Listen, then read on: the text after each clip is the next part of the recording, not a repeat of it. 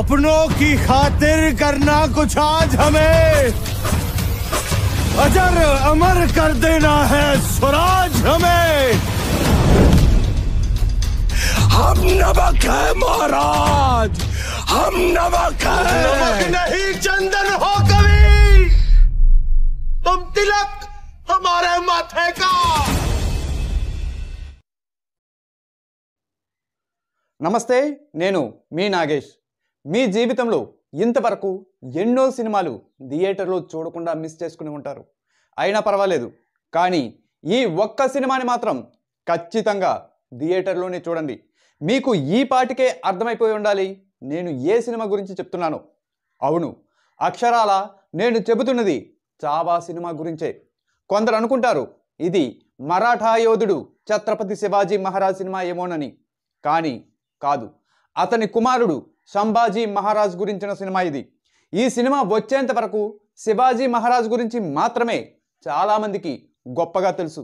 కానీ ఈ సినిమా చూశాక వామ్మో, సంభాజీ మహారాజ్ ఇంత గొప్పవాడా అనిపించక మానదు. ఈయనే ఇంత గొప్పగా ఉంటే శివాజీ ఇంకెంత గొప్పగా ఉండేవాడు అనిపించక మానదు. నిజం చెప్పాలంటే ఇది సినిమా మాత్రమే కాదు, మన దేశ గణ చరిత్ర. నేనైతే ఒక్క మాట చెప్పాలనుకుంటున్నా, మీ దృష్టిలో ఎవరైతే చాలా గొప్ప దర్శకుడు అని ఫీల్ అవుతారో అంతటి దర్శకుడు కూడా ఈ సినిమా చూస్తే జీవితంలో నేను ఇంత బాగా తీయగలనా అనుకుంటాడు. అంత గొప్ప దర్శకత్వ ప్రతిభ కనబరిచాడు ఈ సినిమా దర్శకుడు.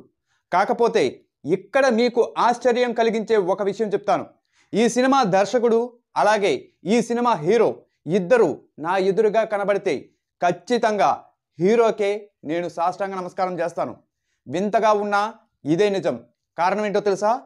ఆ హీరోని చూడగానే నాకు కనిపించేది విక్కీ కౌశల్ కాదు, సంభాజీయే. అవును, సంభాజీ పాత్రలో పరకాయ ప్రవేశం చేసింది విక్కీ కౌశల్. రియల్గా జరిగిన ఈ ఆర్మీ జవాన్ల వీడియో చూడండి.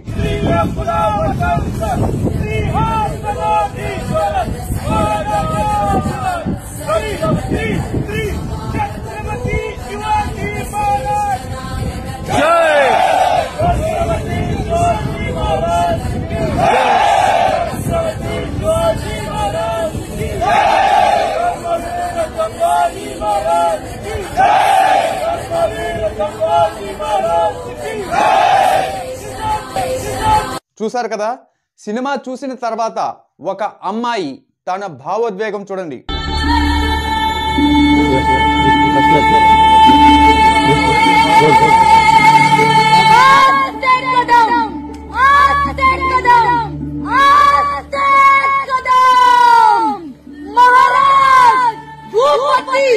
प्रजापति श्रीपति अश्वापति सुवर्ण रत्न श्रीपति महाराज योगीराज श्रीमंत श्रीमंत श्रीमंत छत्रपति शिवाजी महाराज की छत्रपति शिवाजी महाराज की छत्रपति शिवाजी महाराज की महाराज रणधुरंधर महातेजस्वी महाप्रतापी बुद्धिनिष्ठ मुगल संहारक हिंदवी स्वराज्य विस्तारक रणधुरंधर रणमार्ग धर्मवीर सर्जा छत्रपति संभाजी महाराज की धर्मवीर छत्रपति संभाजी महाराज की धर्मवीर छत्रपति संभाजी महाराज. చూసారు కదా, ఇప్పుడు సినిమా చూసిన తర్వాత ఒక చిన్నారి బాలుని ఆక్రందన చూడండి. తమ్ముడున్నారా, అది సినిమారా, సినిమాలా చూడు. నువ్వెందుకు ఏడుస్తావు?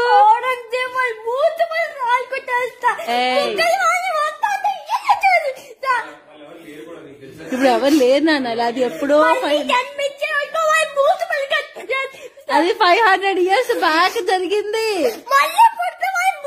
ఇంకెవరు పుట్టలేదు ఇంకా.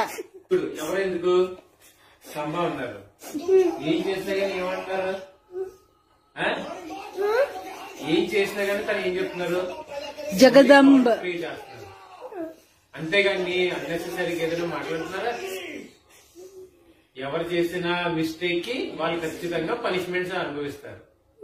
అందుకే చెప్తారు పెద్దవాళ్ళు, ఎప్పుడైనా అదే చెప్తారు మనకి, తప్పులు చేయొద్దు, ఎవరైనా తప్పులు చేస్తే వాళ్ళు చెప్పండి, చేయకూడదు అని. అన్న సినిమాలో చూడాలిరా, నువ్వెందుకు అంత రీజ్ అయిపోతావు? అలా రియాక్ట్ అయ్యావు, ఓకే నీకు పెయిన్ ఉంది కాదని అనట్లేదు, కానీ ఇప్పుడు నువ్వు రియాక్ట్ అయినంత మాత్రం అది ఎప్పుడో 500 years బిఫోర్. ఎందుకు అంత ఏడ్ చేసావు చెప్పు అసలు. ఇప్పుడు ఔరంగజేబ్ పిచ్చి పని చూసి, ఔరంగజేబ్ పిచ్చోడే నిజంగా. అలాంటి అదప్పలన్నీ చేసి అందరు కింగుల్ని వాళ్ళ కింగ్డమ్లన్నీ తీసేసుకునేవాడు అప్పట్లో. నువ్వు అనుకుంటున్నావు తప్పులు చేసేసి అందరూ చాలా మంది సేవ్ అయిపోతారు అది ఇది అని. తప్పులు చేసే చాలా మంది ఇలాంటి పనిష్మెంట్స్ బోల్డ్ ఉంటాయి. చూసారా, ప్రతి ఒక్కరిలోనూ అదే భావోద్వేగం, అదే దేశభక్తి. ఎందుకు ఇంతలా రగులుకుంది? ఈ ఒక్క సినిమాలో అంత గొప్ప సన్నివేశాలు ఏమున్నాయి? ఆ సన్నివేశాల చిత్రీకరణ ఏ విధంగా జరిగింది? ప్రతిదీ నా స్థాయికి మించి మీకు వివరిస్తాను. దయచేసి నేను వివరించే విధానం మీకు నచ్చితేనే ఒక లైక్ చేయండి. అలాగే ఇంకా బాగా నచ్చితే కామెంట్ చేయండి. చెప్పాను కదా, ఇది సినిమా కాదు, చరిత్ర. గతంలో మనం పుట్టకముందు జరిగిపోయిన చరిత్ర. అప్పుడు మనం చూడలేకపోయాం, ఇప్పుడు మళ్ళీ మన ముందు అదే చరిత్ర మళ్ళీ సాక్షాత్కరించింది. ఇది మన మహాద్భాగ్యం. సంభాజీ మహారాజ్ అంతిమ ఘడియలు, ఆ దుఃఖం, ఆ ఆవేదన, ఆ ఆత్మత్యాగం చూపించడం కాదు, మనల్ని అనుభవించేలా చేశాయి. ఇంతటి సాహసోపేతమైన చరిత్రను, ఘనమైన చరిత్రను మళ్ళీ మన ముందు నిలపాలంటే ఇంకో చరిత్ర రాయాల్సిందే. ఆ ఇంకో చరిత్ర రాయడం ఎంత కష్టమో, ఆ చరిత్ర తిరగ రాయడానికి ఎంతమంది ఎన్ని విధాలుగా శ్రమించారో తెలుసుకుందాం. సంభాజీ మహారాజ్ ఎంత నరకయాతన అనుభవించాడో మనకి చూపించడానికి వాడిన విధానం ఏంటో తెలుసా? ప్రాస్థెటిక్ మేకప్ మరియు VFX. ఈ రెండింటి సమ్మేళనంతో అద్భుతం ఆవిష్కృతమైంది. ఎంతలా అంటే జనం విక్కీ కౌశల్ అనే వ్యక్తిని కాకుండా సంభాజీ మహారాజ్ ఎంత వేదన అనుభవించాడన్నది మాత్రమే చూసేంతలా అన్నమాట. నిజానికి విక్కీ కౌశల్ ఈ సన్నివేశం కోసం ఎంత కష్టపడ్డారో ఖచ్చితంగా చెప్పుకుని తీరాలి. ఆ నొప్పి తనకి నిజంగా తెలియాలని రోజులో సగభాగం తన చేతులను అలాగే గొలుసులతో పైకి లాగి కట్టించుకున్నాడు. అలాగే ఔరంగజేబు పాత్రను చూసారా? మనిషి ఆజానుబాహుడైతే కాదు, పెద్ద పెద్ద అరుపులు కేకలు వంటివేమీ ఉండవు, కానీ క్రూరత్వానికి పరాకాష్ఠగా కనపడతాడు. ఈ పాత్ర పోషించడం ఇంకా కష్టమైనది. ఈ పాత్రను అక్షయ్ ఖన్నా చాలా సమర్థవంతంగా మెప్పించాడు.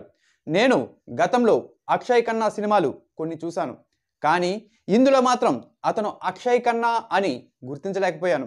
ఈ వీడియో తెర వెనుక ఏం జరిగింది అన్నదాని గురించి మాత్రమే కాదు, అసలు చావా సినిమా మన ముందుకు రావడానికి సినిమా టీం దాచివేసిన కప్పబడిన రహస్యాలను తెలుసుకోవడానికి కూడా. మరెందుకు ఆలస్యం, పదండి షూటింగ్ సెట్స్లోకి వెళ్ళి చూసేద్దాం. సినిమా పతాక సన్నివేశం అదేనండి, క్లైమాక్స్.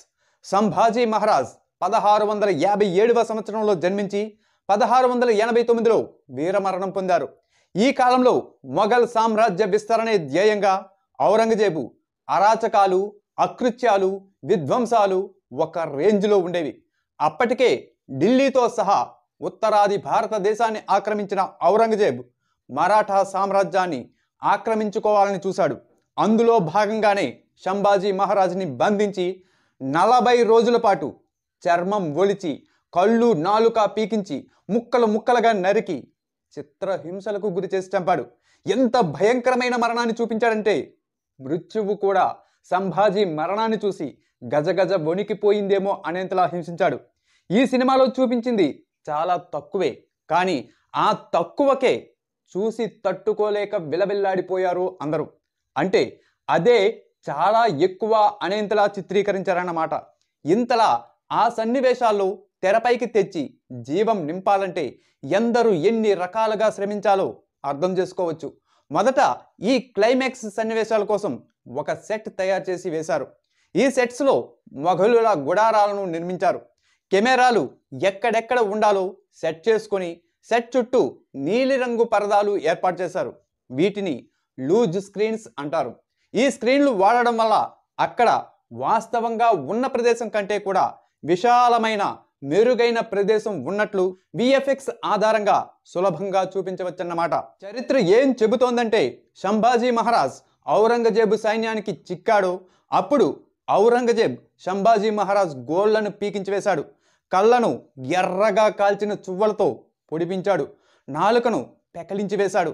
చర్మం పూర్తిగా ఒలిపించేశాడు. ఇదంతా ఎందుకో తెలుసా? సంభాజీ ముఖంలో భయం చూడడం కోసం. ఇంత భయంకరమైన సందర్భాన్ని తెరపై ఆవిష్కరించాలంటే అది అంత సులువు కాదు కదా.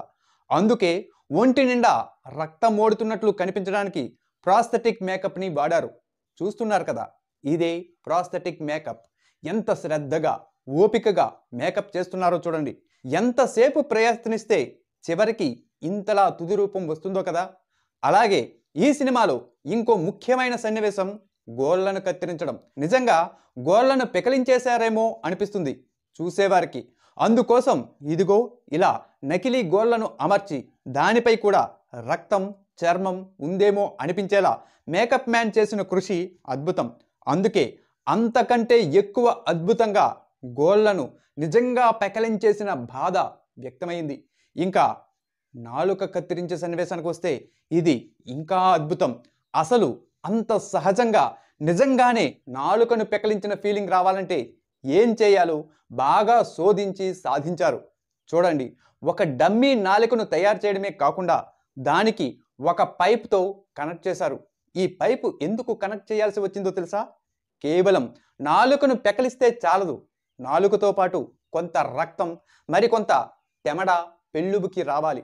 అందుకే ఆ రక్తం తెమడ నోట్లోకి పంపించడానికి ఈ పైపు డమ్మీ నాలుకతో కనెక్ట్ చేశారు. మరేమనుకున్నారు? అంత గొప్పగా ఆలోచన చేస్తే గానీ ఇంత రియలిస్టిక్గా ఉండదు సినిమా. సినిమా చూశాక నిజంగానే నాలుక పీకేశారేమో అనే భ్రాంతి కలుగుతుంది. నోట్లోంచి తెమడ రక్తం ఎలా వస్తుందో ఎలా రావాలో ప్రతిదీ దర్శకుడు ఎంత చక్కగా ప్లాన్ చేసి వివరించాడో చూడండి. ఔరంగజేబు ఎంత క్రూరమైన వాడో తెలుసా? సంభాజీ మహారాజ్ ఒంటిపైన ఉన్న గాయాలపై ఉప్పు అద్దించాడు. నిజానికి మనకి ఎప్పుడైనా చిన్నపాటి గాయమైతే దానికి పొరపాటునో గ్రహపాటునో కొంచెం ఉప్పు తగిలితే ఎంతలా మండుతుందో తెలుసా? అలాంటిది ఈటెలు బల్లాలు కత్తులతో జల్లెడలా ఛిద్రం చేసిన సంభాజీ ఒంటి నిండా ఉప్పును అద్దించాడు. అబ్బా, ఊహించుకుంటేనే భయంతో ఒళ్ళు కంపిస్తోంది కదూ. అంత భీకరమైన బాధను ఎలా ఓర్చుకున్నాడో సంభాజీ. చూడండి, ఇక్కడ ఆ సన్నివేశాన్ని ఎలా చిత్రీకరిస్తున్నారో నిజమేనేమో అనిపించేలా చేయడానికి వీరంతా ఎన్ని రకాలుగా వ్యయ ప్రయాసలు పడుతున్నారో చూస్తున్నారు కదా. సినిమాలో వచ్చే ఈ క్లైమాక్స్ సీన్లన్నీ షూటింగ్ చేయడానికి కొన్ని రోజుల పాటు రాత్రిళ్ళు షూటింగ్ చేయడానికి నిశ్చయించుకున్నారు. కొన్ని ఎందుకు ఎలా జరుగుతాయో మన ఊహకి కూడా అందవు. 336 సంవత్సరాల క్రితం ఏ రోజైతే ఈ సంఘటన జరిగిందో అదే రోజున ఇక్కడ ఈ సన్నివేశాల షూటింగ్ జరగడం కాకతాళీయం అనుకోవచ్చా?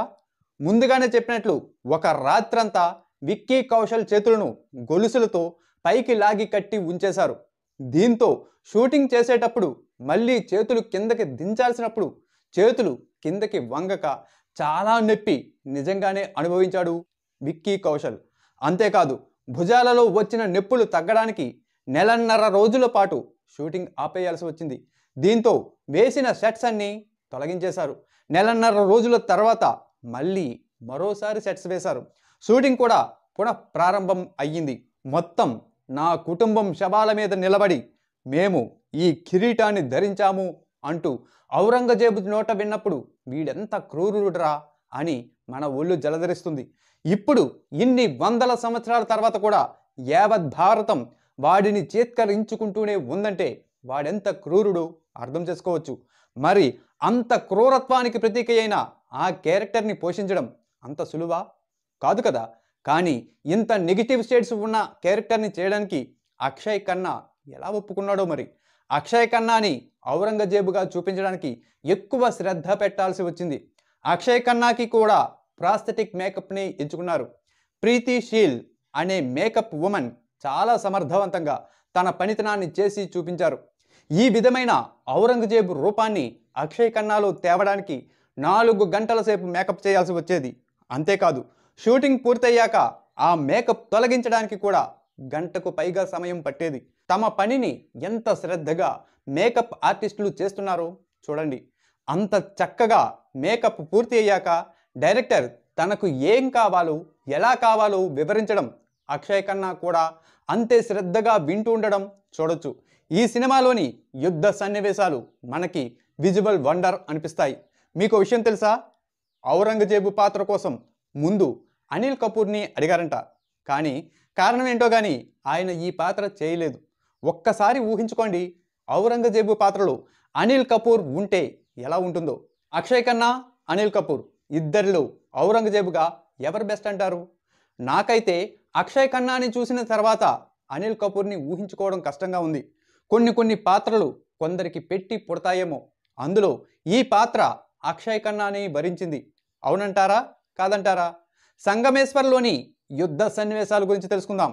సినిమా చూసిన వారికి అర్థమవుతుంది, కుట్ర చేసి సంభాజీ మహారాజ్ బంధువులు చేసిన వెన్నుపోటు వలనే ఔరంగజేబుకి బందీ అయ్యాడే కానీ అది కూడా అంత సులభంగా లొంగిపోలేదు. ఊర కుక్కలు దాడి చేస్తే సింహం పారిపోవడం మీరు చూసారా అన్న డైలాగ్తో సంభాజీ తన సత్తా ఏంటో వినిపించాడు. దానికి తగ్గట్టుగానే మొఘలాయి సేనలను చీల్చి చెండాడిన చావానే చూస్తాం మనం ఈ సినిమాలో. అయితే ఈ షూటింగ్ కోసం లాంగ్ యాక్షన్ సీక్వెన్స్ ప్లాన్ చేశారు. ఎక్కడైతే చరిత్రలో ఈ సంఘటన జరిగిందో అక్కడే షూటింగ్ జరిపారు. చారిత్రకమైన ఈ పోరాటం ఒకానొక రాత్రి మొదలై తెల్లవారే వరకు జరిగింది. అంటే తన దగ్గర ఉన్న అతి కొద్ది మంది సైన్యంతో వేలాది మంది మొఘలులను ఒక రాత్రంతా నిలవరించాడు సంభాజీ మహారాజ్. ఆ రాత్రంతా చేసిన పోరాటంలో ఏ ఒక్క క్షణం కూడా వెనకడుగు వేయలేదు. సంభాజీ తెల్లవారే వరకు తన అపారమైన శక్తి సామర్థ్యాలతో పోరాడుతూనే ఉన్నాడు. అయితే రాత్రి సమయంలో జరిగిన ఈ యుద్ధం సన్నివేశం నిజంగా యుద్ధం జరిగిన ప్రదేశంలోనే తీశారు. ఈ చారిత్రక ప్రదేశం పూణే పట్టణానికి 50 కిలోమీటర్ల దూరంలో భోర్ అనే గ్రామంలో ఉంది. షూటింగ్ చేయాలంటే ముందుగా ఆ ప్రదేశానికి యంత్రాంగం అంతా చేరిపోవాలి, అన్నీ సర్దుకోవాలి. చూడండి మరి ఆ మహల్ మధ్యలో తీగలను ఎలా వేలాడదీశారు. అటు ఇటు వేలాడుతున్న ఈ తీగలకు కెమెరాలు ఉంటాయి. ఎందుకిలా అంటే ఎటు కావాలంటే అటు కెమెరాలు కదులుతూ పైనుంచి పోరాటం అంతా కవర్ చేస్తూ వీడియో తీయడానికి అనుకూలంగా ఉంటుంది. స్టంట్ కేబుల్గా పిలువబడే ఈ తీగకే విక్కీ కౌశల్ని వేలాడదీస్తారు. ఆ తీగ సాయంతోనే ఒక చోట నుంచి ఇంకో చోటుకు దూకుతూ మహలంతా కలిదిరుగుతూ మొఘల్ సైన్యాన్ని కకావికలం చేస్తాడన్నమాట. ఇదే పోరాటంలో రెండో భాగం ఉంటుంది. అది పోరాడుతూ తెల్లవారగానే జరిగే సీన్. ఆ సీన్ చూసారా? ఈ సీన్ని వేరే లొకేషన్లో అంటే మేడ్భల్లి కృష్ణాఘాట్లో షూట్ చేశారు. ఇక్కడ ఈ పోరాటాల్లో కూడా లూజ్ స్క్రీన్లు వాడడం మనం గమనించవచ్చు. ముందు మనం చెప్పుకున్నట్లు వీటిని వాడడం వలన విఎఫ్ఎక్స్ సహాయంతో మరింత మెరుగైన కోటలను, విశాలమైన భవనాలను, సైన్యాన్ని జోడించవచ్చు. అయితే ఈ షూటింగ్ జరుగుతున్న సమయంలో అక్కడ ఎండ తీవ్రత చాలా ఎక్కువగా ఉండేది. మండు టెండల్లో ఉదయం 7 గంటలకు మొదలయ్యే షూటింగ్ సాయంత్రం 7 గంటలకు పూర్తయ్యేది. అంటే రోజుకు 12 గంటల పాటు ఎండ దెబ్బ గట్టిగా తినేవారు. దానికి తోడు వడగాల్పులు కూడా వీచేవి. దీంతో మొత్తం టీం అందరూ చాలా ఇబ్బందులు పడాల్సి వచ్చింది. ఆ విషయాన్నే ఇక్కడ మనకు హీరో విక్కీ కౌశల్ వివరిస్తున్నారు. ఈ పోరాట సన్నివేశాలు తీయడం వారికి పెద్ద సాహసంగా అనిపించింది. 2000 మందితో పోరాటం, అదీగాక వివరాలు పెద్దగా ఇవ్వకుండా షూటింగ్ ఉంటుంది. దానికి తోడు అది అసలు సిసలైన మండు వేసవిలో జరిగింది. రోజు ఉదయం 7 నుంచి రాత్రి 7 వరకు 12 గంటలు అంతమంది శ్రమించడం గురించి విక్కీ కౌశల్ వివరించారు. ఈ సన్నివేశాల కోసం విక్కీ కౌశల్ చాలా సాధన చేయాల్సి వచ్చింది. రోజులో 7-8 గంటల పాటు ప్రాక్టీస్, రిహార్సల్స్ చేయడం చేసేవాడు. బహుశా అందుకేనేమో భారత చరిత్రకే తలమానికమైన పోరాట యోధుడు సంభాజీ మహారాజ్ని తన రూపంలో మళ్ళీ తెరపై మన ముందు నిలిచేలా చేశాడు.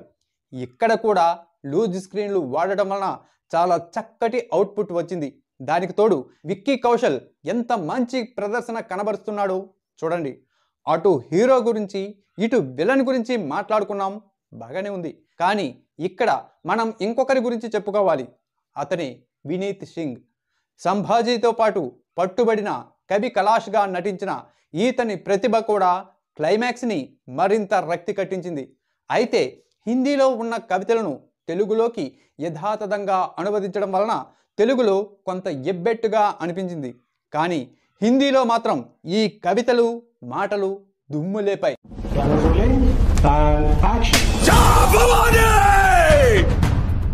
अपनों की खातिर करना कुछ आज हमें, अजर अमर कर देना है स्वराज हमें. हम नमक है महाराज, हम नमक है. नमक नहीं चंदन हो कभी, तुम तिलक हमारे माथे का. నేను ఉప్పును అని కవి కలాష్ అంటే, కాదు కాదు నువ్వు ఉప్పు కానే కాదు, నువ్వు చందనానివి అంటాడు సంభాజీ. సంభాజీ కవితల్లో కలాష్ని ధీటుగా బదిలిస్తుంటాడు. చూస్తున్నారు కదా వినీత్ సింగ్ ఎంత పోటాపోటీగా నటించి మెప్పించాడు. చివరికి సంభాజీయే నువ్వు భరతమాత నుదుటన తిలకానివి అంటాడు. ఈ షూటింగ్ అంతా రాత్రి సమయంలో చేయడం, అందుకు తగ్గట్టుగానే పైన మరింత మంచిగా ఎఫెక్ట్ రావడం కోసం లైట్ సెట్ చేయడం మనం గమనించవచ్చు. విక్కీ కౌశల్ తర్వాత ఈ సీన్లో చెప్పాలంటే మాత్రం వినీత్ కుమార్ సింగ్ గురించే చెప్పుకోవాలి. అతను తన నటనతో మాయాజాలమే చేశాడు. తెలుగు డబ్బింగ్లో మనకి గొప్పగా అనిపించట్లేదు కానీ హిందీలో తన పదునైన డైలాగ్ డెలివరీతో కవి కలాష్ తన పాత్రకు మరింత వన్నె తెచ్చాడు. చూడండి తన పాత్రకు న్యాయం చేయడానికి వినీత్ కుమార్ సింగ్ ఎంతలా సాధన చేస్తున్నాడో. అంతలా సాధన చేశాడు గనకనే క్లైమాక్స్లో విక్కీ కౌశల్తో సమానంగా పోటాపోటీగా నటించాడు. షూటింగ్లోని మరిన్ని సీన్లు చూడండి. అసలు ఈ చావా సినిమా షూటింగ్ ప్రారంభం కాకముందే వినీత్ కుమార్ సింగ్ తులాపూర్కి 30 కిలోమీటర్ల దూరం వెళ్ళి ధర్మవీరునిగా పేరుగాంచిన సంభాజీ మహారాజ్ సమాధిని, అలాగే కవి కలాష్ సమాధిని సందర్శించి వారి ఆశీస్సులు కోరుకున్నాడు. ఇలాంటి సినిమా చూసి ఎన్నో ఏళ్ళైంది. ఇంతవరకు ఈ సినిమాపై ఒక్కటంటే ఒక్కటి కూడా నెగిటివ్ రివ్యూ రాలేదు.